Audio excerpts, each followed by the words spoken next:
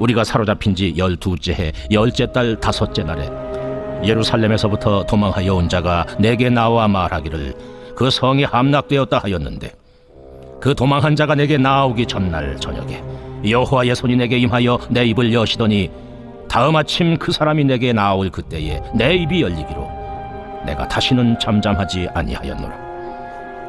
여호와의 말씀이 내게 임하여 이르시되, 인자야, 이 이스라엘의 이 황폐한 땅에 거주하는 자들이 말하여 이르기를, 아브라함은 오직 한 사람이라도 이 땅을 기업으로 얻었나니 우리가 많은즉 더욱 이 땅을 우리에게 기업으로 주신 것이 되느니라 하는도다.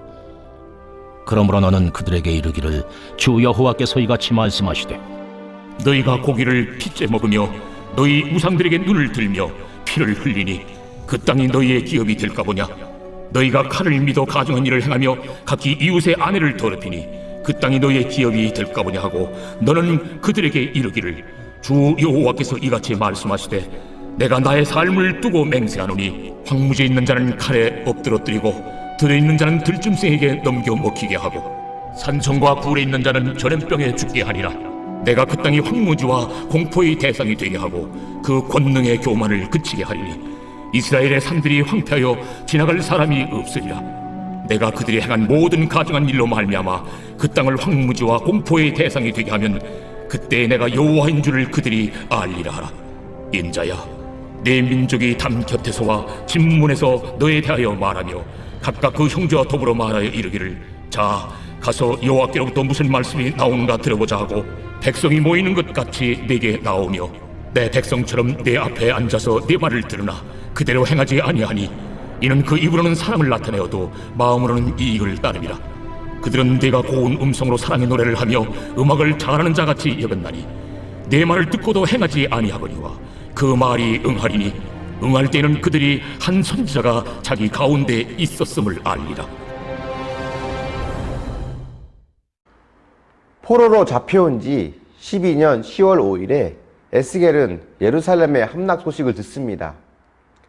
에스겔 3장을 보면 하나님께서 에스겔의 혀를 입찬정에 굳게 하셔서 하나님께 받은 말씀만 전할 수 있게 하셨는데요. 이제 혀가 풀려 자유롭게 말씀을 전할 수 있게 됩니다.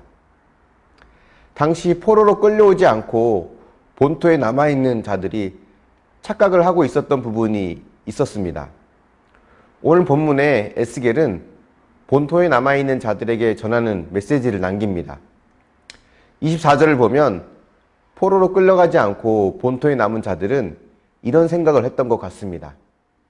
하나님께서 아브라함 한 사람만 있어도 이 땅을 기업으로 얻게 하셨는데 하물며 우리는 그보다 많은 백성들이니 당연히 우리에게 이 땅을 기업으로 얻게 하시지 않겠느냐는 것입니다.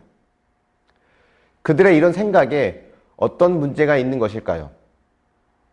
그것은 약속의 땅을 소유하는 것은 숫자에 있는 것이 아님을 깨닫지 못했다는 것입니다.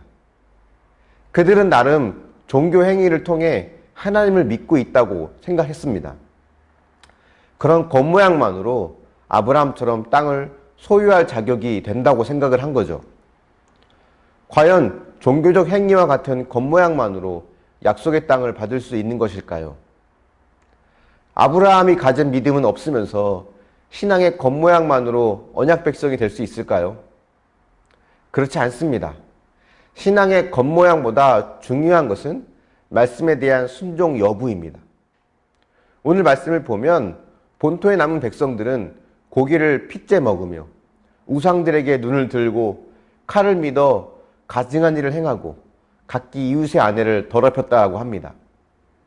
하나님의 말씀을 어기고 이방 나라의 풍습을 따르며 자신의 욕망을 채우는 삶을 살아가는 그들이 종교적 행위를 한다고 하나님께서 인정해 주실까요?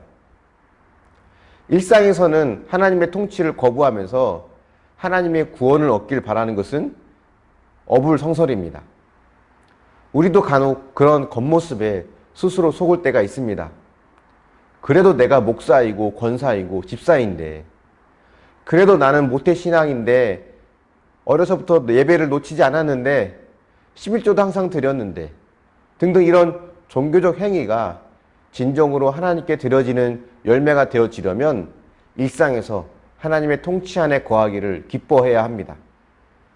사실 오늘의 본문은 저 같은 목회자를 뜨끔하게 하는 내용입니다. 그래도 나는 목사이고 매 주일 예배를 인도하고 말씀을 전하는데, 이런 생각을 하면서 당연히 구원받는 백성으로 생각하기 쉽다는 겁니다. 가만 생각해 보면 사실 제가 내세우는 이런 근거는 일주일 중 하루, 주일에 해당하는 일이 대부분입니다.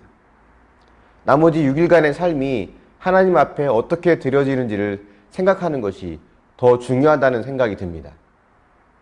저와 여러분이 예배에 빠지지 않고 헌금을 잘하는 등의 종교적 행위로 나는 안전하다고, 의롭다고 생각하지 않길 바랍니다.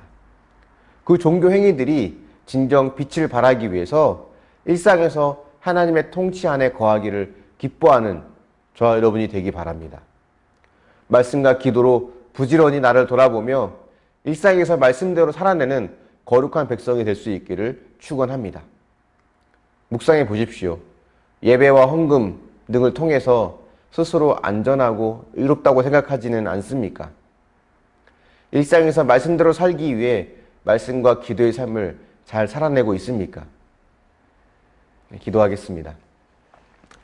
사랑의 하나님,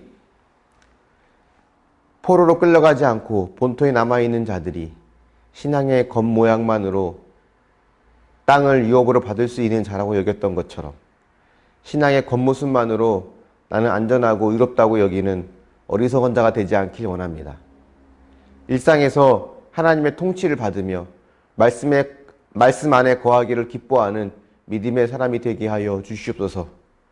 세상이 가는 넓고 쉬운 길이 아니라 주님이 원하시는, 또 주님께서 걸어가신 십자가의 길, 좁은 길을 마다하지 않는 믿음의 사람이 되게 하여 주시옵소서. 그래서 어느 곳에 있든지 믿음을 지키며 거룩한 자녀로 살아갈 수 있도록 도우시고 인도하여 주시옵소서. 직분이나 종교적 행위들로 스스로 안주하는 자가 되지 않길 원합니다. 하나님과 늘 동행할 수 있도록 함께하여 주시옵소서. 감사드리며 예수님의 이름으로 기도합니다. 아멘.